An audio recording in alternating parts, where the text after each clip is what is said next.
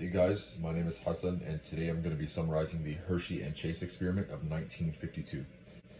So Hershey and Chase wanted to answer one important question, and that question was, what is the hereditary material? Is it protein or is it DNA?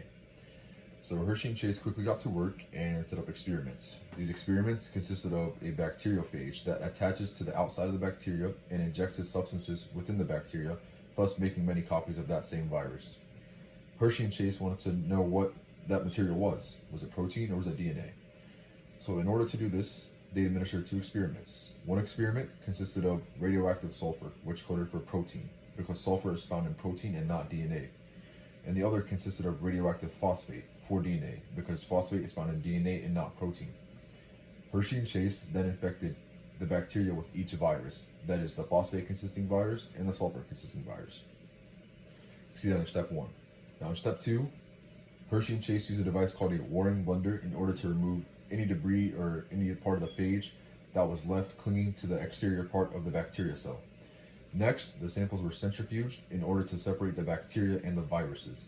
During centrifugation, the heavier substances, in this case the bacteria, sink to the bottom of the sample tube, forming a pellet, as the lighter material, in this case the viruses, stay at the top in a layer called the supernatant. It's a liquid layer.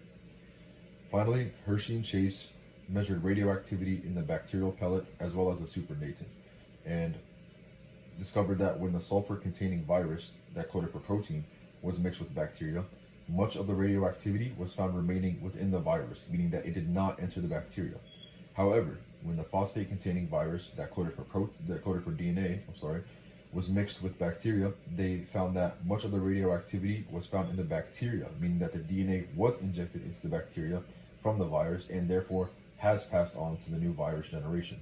This gave Hershey and Chase their final answer they were looking for, that DNA is indeed the hereditary material, not protein.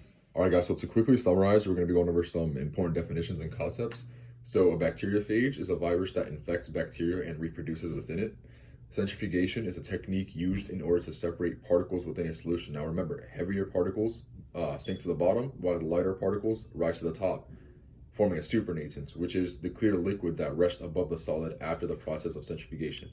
Now, the two isotopes that Hershey and Chase used were radioactive phosphate, which coded for DNA because they're found in DNA, because phosphate is found in DNA, not protein, as well as radioactive sulfur because sulfur is found in protein and not DNA. So those were the two codes.